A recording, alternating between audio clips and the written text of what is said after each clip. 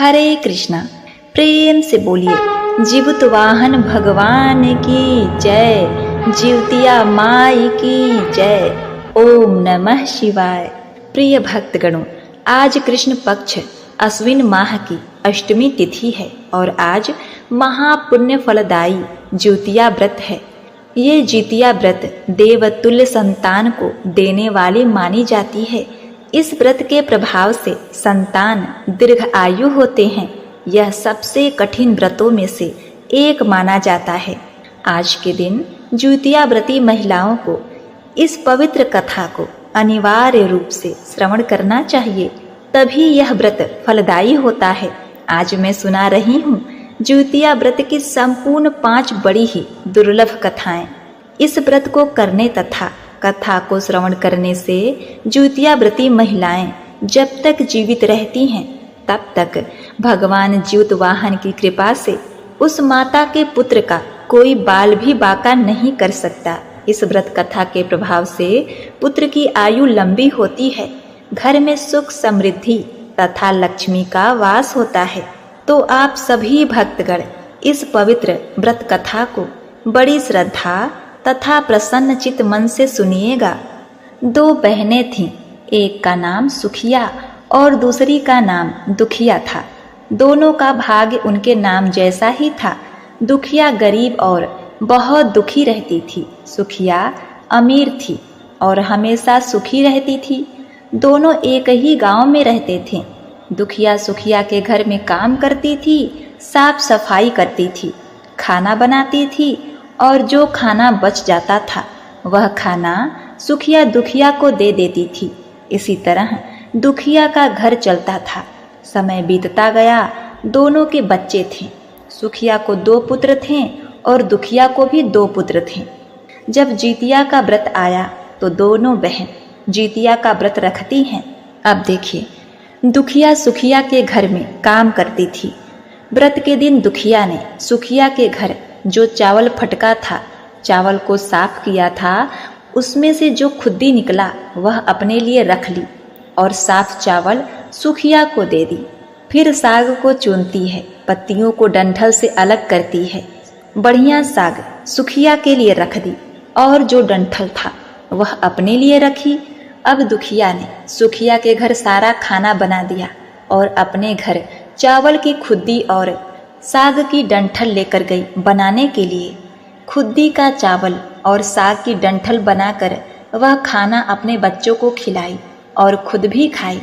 उसके बाद दुखिया सोने चली गई। आधी रात में एक बूढ़ी औरत उसके घर पर आकर दरवाजा खटखटाती है तो दुखिया पूछती है, कौन है? तब बुढ़िया बोलती है, बेटा हम हैं। दुखिया ने उठकर फाटक खोला और पूछती है, अम्मा आपको क्या चाहिए? इतनी रात में आप यहाँ किस लिए आई हैं? बूढ़ी बोलती है, बेटा मुझे बहुत भूख लगी है, कुछ खाने को दे दो। दुखिया उसे घर के अंदर ले आती है और कहती है, हम लोग बहुत गरीब हैं, आज मैंने खुद्दी का चावल और साग की डंठल बनाया है, क्या आप खाएंगी? तो बुढ़िया माई कहती है, हाँ क्यों नहीं खाएंगे, हमें बहुत भूख लगी है, हम वही खा लेंगे। दुखिया अंदर जाकर खुद्दी का चावल और साग की डंठल लाती है, बूढ़ी को खाने के लिए दे देती है। बूढ़ी माई खाना खाने के बाद कहती हैं, मुझे अच्छे से कुछ दिखाई नहीं देता, इतनी रात के अंधेरे में मैं अपने घर कैसे जाऊंगी? तो दुखिया कहती है, कोई बात नहीं, आप यहीं पर सो जाइए, सुबह अपने घर चले जाइएगा। तो बूढ़ी दुखिया के घर में सो जाती है। फिर थोड़ी देर बाद उठकर बूढ़ी बोलती है, बेटा मुझे दीर्घ शंका पैखाना लगा है, कहाँ करूँ? तो दुखिया कहती है, मेरे घर में बाथरूम नहीं है, इसीलिए आप उधर कोने में कर लीजिए। बूढ़ी माई पूछती हैं, बेटा भड़ करे या छर करें? दुखिया नींद में थी तो वह कहती है, माताजी भड़ कर दो, मैं सुबह साफ कर दूंगी। फिर थोड़ी देर बाद बूढ़ी अम्मा पूछती हैं कि बेटा मैं अपने हाथ कहाँ साफ करूं? तो दुखिया कहती है, आप मेरे सर में अपने हाथ को साफ कर लीजिए। अब सुबह होती है तो दुखिया को यह सब सपने जैसा लगता है कि सोते समय मुझे कोई सपना आया होगा। वह ज़्यादा कुछ नहीं सोची और नदी में नहाने के लिए चली जाती है। जब वह नदी में नहाती है और अपने बाल को धोती है तो उसके बालों से होते हुए जो पानी बहता है वह सोने का पानी होता है। आसपास की सभी महिलाएं यह देखकर चकित हो जाती हैं और कहती हैं, तुम्हारे बालों से तो सोने का पानी गिर रहा है, क्या बात है? फिर क्या था, उसे रात की सारी बात याद आ जाती है। वह दौड़कर अपने घर की ओर भागती है, यह सोचकर कि उसका घर दीर्घ शंका से गंदा हुआ होगा, पहले उसको साफ करना होगा। जब वह अपने घर में जाती है तो देखती है कि घर के हर कोने में ढेर सारा सोना बिखरा पड़ा है। यह देखकर दुखिया बहुत ही खुश हो जाती है और सोचती है कि जीमूतवाहन भगवान की कृपा से जो मेरे घर रूप धारण करके आए थे, मुझे इतना आशीर्वाद दिया। अब दुखिया धनवान हो गई थी। अब क्या था, सुखिया के घर जाना और काम करना बंद कर देती है। दुखिया अब अपना व्रत पूरा करती है तो अपने पुत्र से कहती है कि जाओ मौसी के घर से तराजू लेकर आओ, यह नापने के लिए कि यह सोना कितना है। बच्चा बहुत खुशी से सुखिया मौसी के घर जाता है और तराजू मांगता है। सुखिया पूछती है कि तराजू पर क्या नापना है, तो बच्चा बोला, मेरे घर में बहुत ढेर सारा सोना है, उसी को माँ नापेगी। सुखिया कहती है, खाने के लिए तुम्हारे पास कुछ भी नहीं है और सोना नापेंगे, मुझसे झूठ कहते हो। तो बच्चा कहता है, नहीं, मैं झूठ नहीं बोल रहा हूँ। सुखिया सोचती है कि जब तराजू मांगी है तो कुछ न कुछ जरूर ही नापेगी, इसीलिए वह तराजू के पीछे गोद लगा देती है कि जो भी नपेगा वह थोड़ा सा इसमें चिपक जाएगा। अब देखिए, वह बच्चा तराजू लेकर अपने घर आता है। दुखिया जब तराजू पर सोना नापती है तो कुछ सोने का टुकड़ा उस गोद में चिपक जाता है। जब बालक तराजू लौटाने जाता है तो सुखिया उसको उलट पलट कर देखती है तो उसे तराजू में सोना लगा हुआ मिलता है। सुखिया सोचती है उसके घर में जरूर कहीं से सोना आया होगा, इसीलिए वह कई दिन से काम पर नहीं आ रही है। सुखिया उसके घर जाकर देखती है कि यह सोना कहाँ से आया। जब सुखिया दुखिया के पास जाकर पूछती है कि तुम्हारे पास इतना सारा सोना कहाँ से आया है, जिसके लिए तुमने तराजू मंगाया था नापने के लिए। प्रिय भक्तगणों, दुखिया उस रात की सारी कहानी अपनी बहन सुखिया को बताती है। दुखिया का मन एकदम सच्चा था, इसीलिए वह सब कुछ बता देती है। लेकिन सुखिया के मन में लालच आने लगा कि दुखिया के पास हमसे भी ज़्यादा धन आ गया। अब अगले साल जुतिया में मैं भी खुद्दी का चावल और डंठल की साग बनाऊंगी। फिर अगले साल जुतिया का व्रत दोनों बहन ने रखा। सुखिया के पास हर तरह का सुख था और धन भी था, फिर भी वह जितिया के दिन चावल फटक कर साफ चावल फेंक देती है और खुद्दी अपने पास रख लेती है। साग को तोड़कर पत्तियां फेंक दी और डंठल अपने पास रख ली और वही बनाई। पूजा पाठ करके सोने चली गई। फिर आधी रात में उसके घर में भी बूढ़ी अम्मा आई और दरवाज़ा खटखटाती हैं। सुखिया उनका इंतजार तो कर ही रही थी। वह तुरंत दरवाज़ा खोलकर बूढ़ी अम्मा को अपने घर के अंदर ले आती है। बूढ़ी अम्मा बोली कि मुझे बहुत भूख लगी है, कुछ खाने को दे दो। मैंने खुद्दी का चावल और डंठल का साग बनाया है। बूढ़ी बोलती है, कोई बात नहीं, मैं खा लूँगी। तो सुखिया परोस देती है। वह खाना खाने के लिए और सोने चली जाती है। बूढ़ी बोलती है, मैं घर नहीं जा सकती, मुझे दिखाई नहीं देता। तो सुखिया कहती है, कोई बात नहीं, आप यहीं पर सो जाओ। थोड़ी देर बाद बूढ़ी अम्मा बोलती हैं, मुझे दीर्घ शंका पैखाना लगा है, कहाँ करूं? तो सुखिया कहती है कि वही कोने में कर लीजिए। फिर थोड़ी देर बाद बूढ़ी अम्मा पूछती हैं, भड़भड़ करें या छरछर? इस पर सुखिया को याद नहीं आता है कि दुखिया ने क्या बोला था। तो सुखिया बोली, माँ छर छर कर दीजिए। फिर बूढ़ी पूछती हैं, बेटा मैं अपने हाथ कहाँ साफ करूं? सुखिया कहती है, मेरे सर में साफ कर लीजिए। बूढ़ी अम्मा अपना हाथ सुखिया के सर में साफ कर लेती हैं। जब सुखिया सुबह उठती है तो उसका पूरा घर गंदगी से भरा पड़ा था और उसके बाल में भी बहुत गंदगी लगी होती है। यह देखकर सुखिया बहुत दुखी हो जाती है और उसे बहुत गुस्सा आता है। वह अपनी बहन दुखिया को बुलाती है और उसको गुस्सा करती है कि तुमने हमसे झूठ कहा और मेरा पूरा घर गंदा करवा दिया। तो दुखिया पूछती है कि तुमने क्या कहा था, भड़भड़ या छरछर? तो सुखिया कहती है, मैं तो छरछर बोली। तो दुखिया कहती है, यही पर तो तुमने गलती कर दी और तुम्हारे पास तो सब कुछ था, किसी चीज की कमी नहीं थी, फिर भी तुमने लालच किया। मेरे पास तो कुछ भी नहीं था, तुम्हारे पास तो सब कुछ था।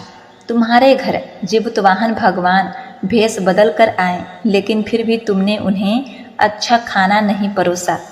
मेरे पास तो कुछ भी नहीं था, इसीलिए मैं उन्हें खुद्दी का चावल और साग का डंठल परोसा था। तुमने अपने घर आए भगवान का अपमान किया। सब कुछ रहते हुए भी तुमने साग और भात खिलाया। तुम्हारे पास सब कुछ होते हुए भी तुम्हें लालच नहीं करना चाहिए था, इसीलिए तुम्हारे साथ बुरा हुआ है। अब क्या था, सुखिया को अपनी गलती का पछतावा हुआ और वह दुखी मन से अपने घर चली गई। जैसा उसने किया वैसा उसने फल पाया। प्रेम से बोलिए, जय हो जुतिया माँ। हे जुइत वाहन भगवान, जिस प्रकार आपने दुखिया को दिया उस प्रकार सबको देना। जिस प्रकार आपने सुखिया को दिया वैसा किसी को मत देना। कहानी कहने वाले, सुनने वाले तथा हुंकार भरने वाले को पुत्र, धन तथा सुख शांति प्रदान करना। जय जीवित वाहन भगवान। प्रिय भक्तगणों, इस कथा को बड़ी श्रद्धा और प्रसन्न चित्त मन से सुनिएगा। बहुत समय पहले की बात है। नैमिषारण्य क्षेत्र में सहस्त्रों ऋषि मुनि बैठकर धर्म चर्चा कर रहे थे। ऋषियों और मुनियों के साथ ही अनेक देवता भी उस सभा में उपस्थित हुए थे।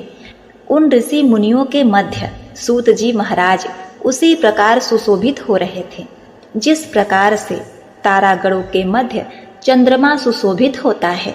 इस धर्म चर्चा के बीच ही महर्षियों ने संसार के कल्याण हेतु हाथ जोड़कर सूत जी से कहा, महाराज, कलयुग में मनुष्यों की आयु और श्रद्धा दोनों ही काफी कम हो जाएंगी। लोग अल्प आयु होंगे, महिलाओं की संतानें बचपन में ही मरने लग जाएंगी और माता पिता के जीवित रहते ही उनके पुत्र मर जाया करेंगे। एक ऋषि ने हाथ जोड़कर आगे कहा, महाराज, इस भीषण विपत्ति से बचने का कोई उपाय होगा? सूत जी बोले, आपने बहुत ही उत्तम प्रश्न पूछा है। कली काल में जब मनुष्यों की आयु कम होगी और श्रद्धा भक्ति उससे भी कम होगी, तब कली काल में माता पिता के सामने उनके छोटे छोटे बच्चों और जवान पुत्रों का मरना एक सामान्य बात हो जाएगी। उस समय जो भी माता नियम पूर्वक इस जीवित पुत्रिका व्रत को करेंगी, उसके सभी पुत्र पूरी आयु तक जीवित रहेंगे। माता पिता के रहते हुए किसी भी पुत्र की मृत्यु नहीं होगी। संसार की भलाई के लिए मैं इस संपूर्ण वृत्तांत को कहता हूँ। सूत जी ने कहा, जब द्वापर युग का अंत होकर कलयुग प्रारंभ हो रहा था, उस काल में अपने अपने पुत्रों की मृत्यु से दुखी बहुत सी शोकाकुल स्त्रियों ने आपस में सलाह की कि वे सभी मिलकर महर्षि गौतम जी के पास गईं। उन सभी स्त्रियों ने महर्षि गौतम की वंदना की और कहा, हे प्रभु, अब कलयुग आ रहा है। कलयुग में लोगों के पुत्र किस तरह पूर्ण आयु तक जीवित रहेंगे और माता पिता के जीवित रहते मृत्यु को प्राप्त नहीं होंगे। इसके लिए कोई उपाय बताइए और कोई ऐसा व्रत, जप, तप अथवा पूजा हो तो हमें कहिए। गौतम जी ने कहा, मैं आपको एक प्राचीन वृत्तांत सुनाता हूँ, ध्यान पूर्वक सुनिए। महर्षि गौतम बोले, महाभारत का युद्ध समाप्त हो जाने के बाद एक रात्रि में द्रौपदी के 5 सोते हुए पुत्रों की द्रोणाचार्य के पुत्र अश्वत्थामा ने हत्या कर दी थी। द्रौपदी सहित 5 पांडव बहुत ही अधिक दुखी हुए। कुछ समय बाद अपनी सखियों को साथ में लेकर द्रौपदी महर्षि धौम्य के पास गई। द्रौपदी ने महर्षि धौम्य से कहा, हे मुनिवर, कौन सा उपाय करने से संतान दीर्घ आयु हो सकते हैं? कृपा करके वह उपाय हमको बताइए। महर्षि धौम्य बोले, सतयुग में हमेशा सत्य बोलने वाला और सभी के साथ समान व्यवहार करने वाला जिमुतवाहन नामक एक राजा था। हमेशा सत्य आचरण करने वाला राजा जिमुतवाहन बड़ी ही साहसी और रहम दिल था। एक बार राजा जिमुतवाहन अपनी रानी सहित अपने ससुराल गया। वहीं एक रात ससुराल में सो रहा था कि उसे एक स्त्री के बिलख बिलख कर रोने की आवाज़ सुनाई दी। वह अपने पुत्र के लिए विलाप कर रही थी। वह स्त्री बुरी तरह रोते हुए बार बार एक ही बात कह रही थी कि मुझ बुढ़िया के जीवित रहते मेरा युवा पुत्र मारा गया। हाय, मैं क्या करूं? उस बुढ़िया का विलाप सुनकर राजा जिमुतवाहन को बहुत दुख हुआ। राजा ने बुढ़िया के पास जाकर उन्हें ढाढ़स बंधाया और रोने का कारण पूछा। बुढ़िया ने रोते हुए कहा, गांव में प्रतिदिन एक गरुड़ आता है और एक युवक को खा जाता है। आज मेरे पुत्र की बारी है। अब मेरा पुत्र उस स्थान पर जाएगा जहां गरुड़ आता है। जो मेरे पुत्र को खा जाएगा, मेरे जीते जी मेरा बेटा मर जाएगा। यह कहकर बुढ़िया जोर जोर से रोने लगी। अब देखिए, राजा जिमुतवाहन ने कहा, माता तुम रोवो मत। आज मैं तुम्हारे पुत्र के स्थान पर वहां चला जाता हूँ। इस प्रकार गरुड़ मुझे खा जाएगा और तुम्हारा पुत्र बच जाएगा। इतना कहकर राजा उस स्थान पर जाकर लेट गया जहां गरुड़ प्रत्येक रात्रि को आता था। तब समय पर पक्षी राज गरुड़ आए और चोंच से नोच नोच कर उनका मांस खाने लगे। जब गरुड़ ने उनका संपूर्ण बायां अंग खा लिया, तब जिमुतवाहन ने करवट बदलकर अपना दाहिना अंग गरुड़ के सम्मुख रख दिया। ये देखकर पक्षी राज गरुड़ बड़े आश्चर्य हुए।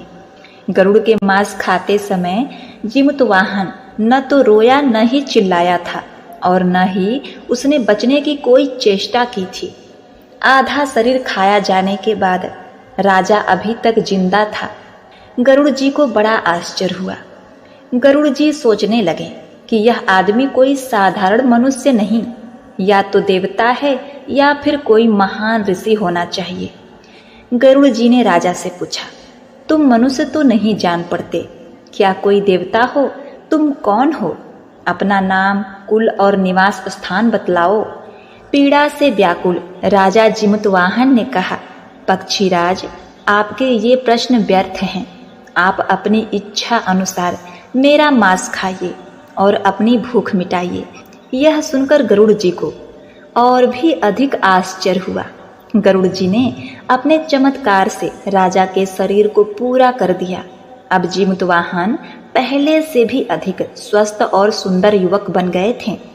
अब गरुड़ जी ने आदर पूर्वक राजा से उनका परिचय एक बार फिर पूछा। राजा जिमुतवाहन बोले, हे गरुड़ देव, मेरा नाम जिमुतवाहन है।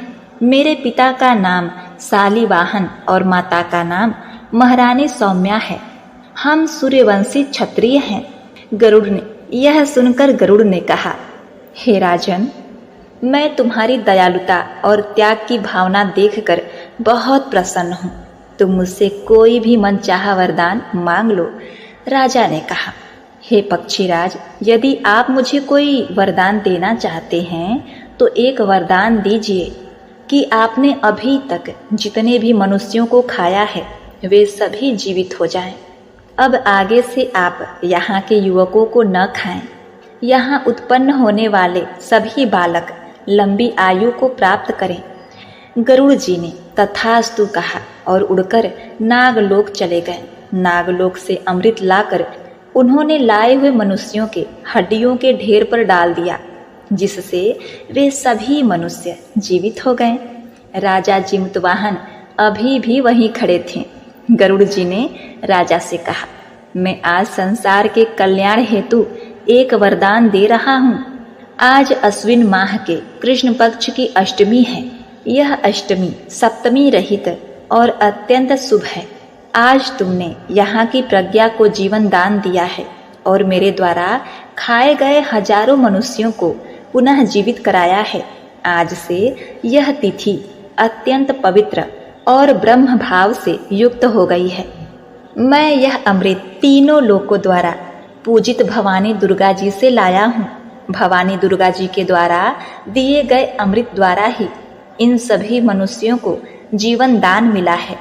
यही कारण है कि मातेश्वरी दुर्गा जी का एक नाम जीवित पुत्रिका भी है। गरुड़ जी ने आगे कहा, राजन, आज के बाद इस तिथि को जो स्त्रियां जीवित पुत्रिका माता के रूप में दुर्गा जी तथा कुसा नामक घास से तुम्हारी आकृति बनाकर दुर्गा जी के साथ साथ तुम्हारी भी पूजा करेंगी, उसका सौभाग्य और वंश निरंतर बढ़ता रहेगा। इस बात में जरा भी संशय नहीं। अपनी बात को स्पष्ट करते हुए गरुड़ जी ने कहा, हे राजा जीमूतवाहन, जिस दिन उदया तिथि अष्टमी हो अर्थात सप्तमी से रहित अष्टमी को ही ये व्रत करना चाहिए। सप्तमी युक्त अष्टमी को यह व्रत करने से इसका कोई फल नहीं मिलेगा। अतः शुद्ध अष्टमी को यह व्रत करके अगले दिन नवमी तिथि में ही इसका पारण करना चाहिए। यदि इन बातों का ध्यान न रखा जाए तो व्रत का प्रभाव नष्ट हो जाएगा। अब देखिए, जीमूतवाहन को यह वरदान देकर गरुड़ जी भगवान विष्णु के पास बैकुंठ चले गए। राजा जीमूतवाहन पहले तो अपने ससुराल आए और वहां से विदा लेकर अपनी पत्नी सहित अपने नगर में गए।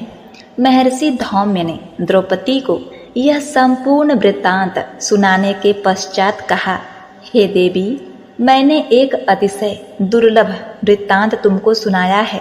तुम मेरे द्वारा वर्णित विधि विधान से पूरी भक्ति भावना के साथ यह व्रत करो।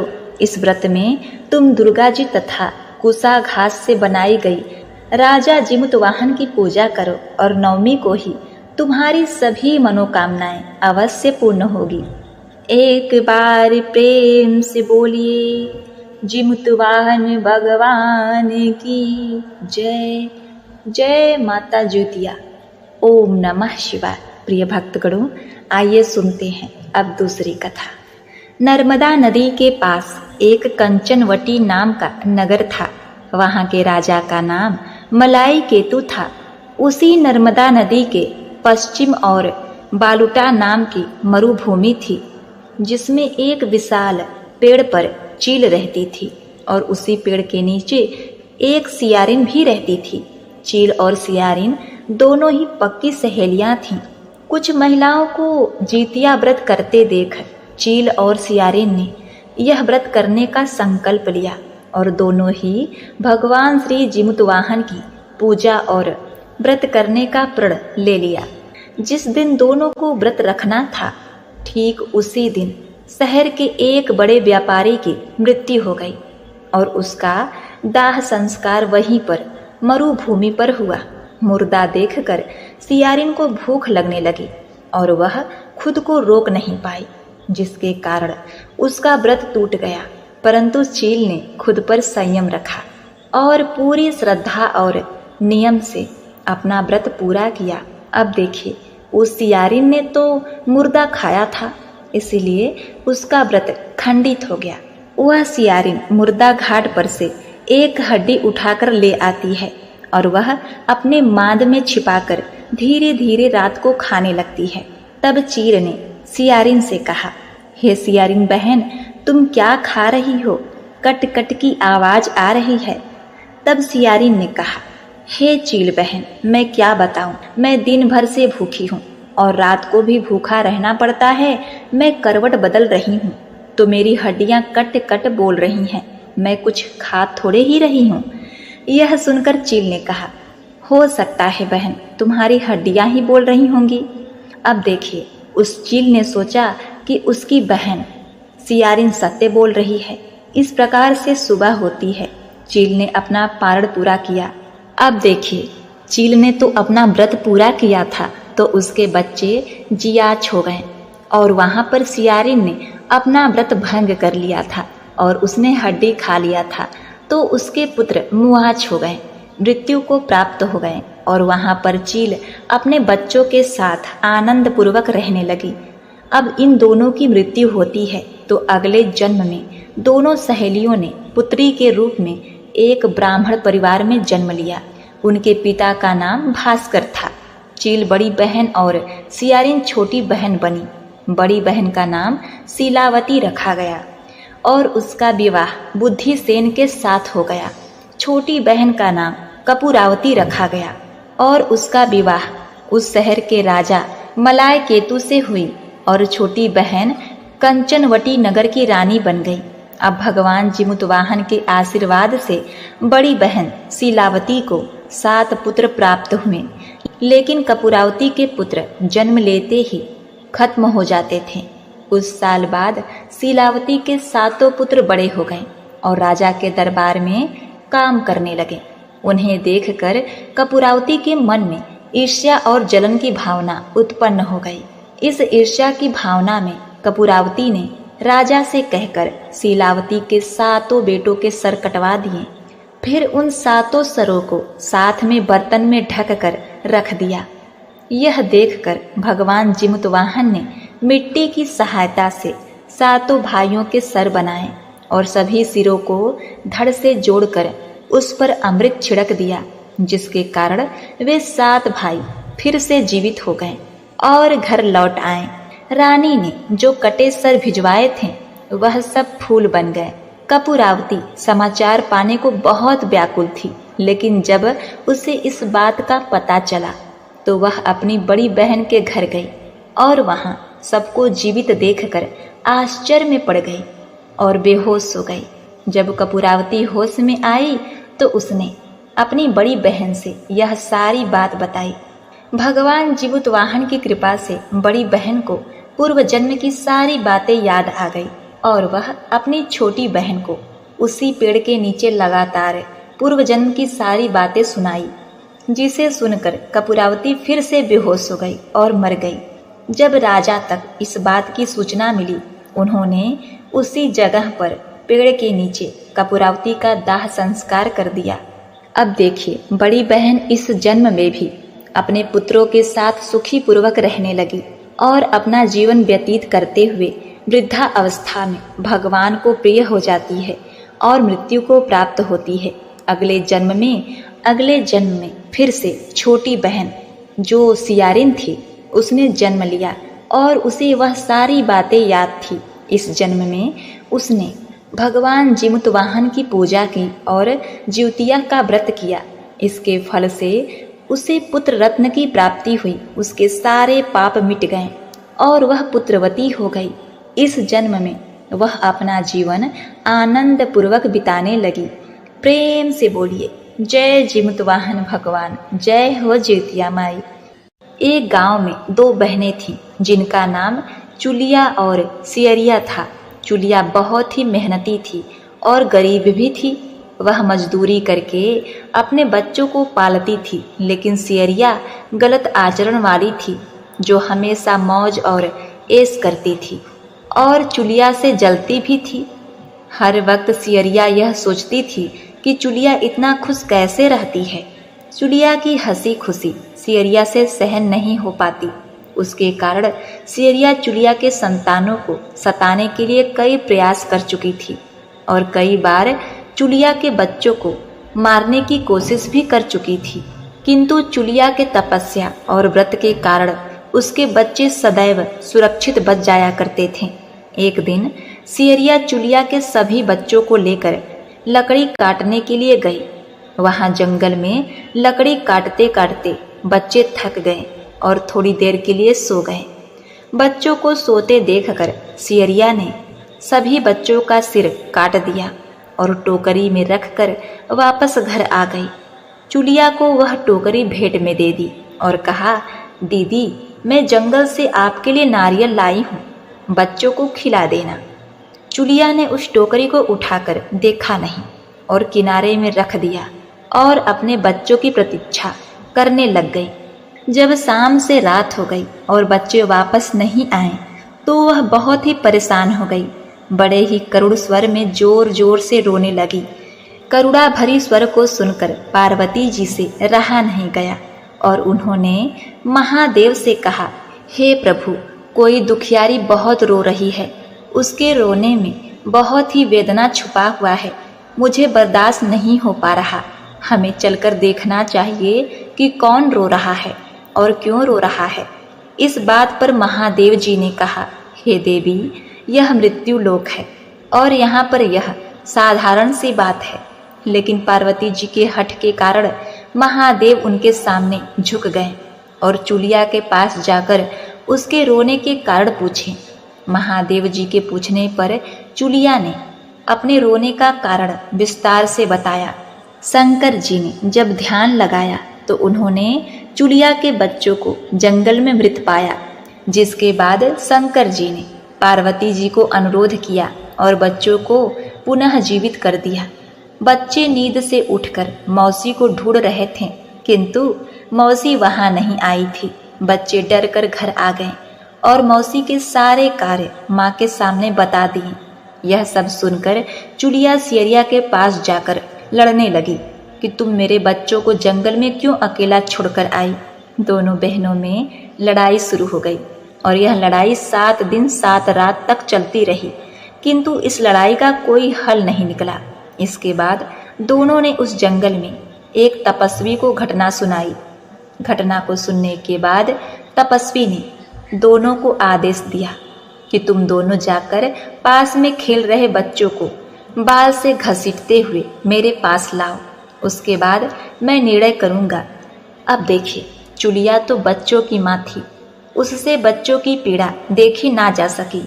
उसने महात्मा के वचनों का पालन नहीं किया, लेकिन सियरिया दौड़ती हुई गई और खेलते हुए बच्चों को बाल से पकड़कर खींचकर ले आई। जिसके बाद तपस्वी ने सियरिया को यह श्राप दिया कि हर जन्म में इसी प्रकार तू सदैव जलती रहेगी और दुखी होती रहेगी। जो महिला किसी बच्चे की पीड़ा और माँ की ममता नहीं जानती, वह जीवन भर धरती पर दुख भोगने के अलावा और कुछ नहीं पाती। ऐसा कहकर ऋषि ने चुलिया को आशीर्वाद दिया और कहा, चुलिया, तू सदैव पुत्रवती रहेगी, तेरे पुत्र तेरे आंचल में लगे रहेंगे, तू जब तक जीवित रहेगी तेरे पुत्र तेरे समक्ष दिखाई देते रहेंगे, तू अपना जीवन सुखपूर्वक व्यतीत करेगी। ऐसा कहकर ऋषि जी अपने ध्यान में लग गए और चुलिया अपने बच्चों को लेकर खुशी खुशी अपने घर चली आई। प्रेम से बोलिए, जय शिव शंकर, जय जिमुतवाहन भगवान, जय ज्योतिया माई, ओम नमः शिवाय। प्रिय भक्तगणों, अब आइए सुनते हैं 5वीं कथा, जिसे सुने बिना यह कथा अधूरी मानी जाती है। महाभारत के युद्ध में जब अश्वत्थामा अपने पिता की मृत्यु से बहुत दुखी थे और अपने पिता की मृत्यु का बदला लेना चाहते थे, जिसके कारण वह पांडवों के शिविर में घुस गए। शिविर में उस समय 5 लोग सो रहे थे, जिसके कारण अश्वत्थामा ने उनको पांडव समझकर खत्म कर दिया, उनकी हत्या कर दिया। यह माना गया कि सभी पुत्र द्रौपदी के पुत्र थे।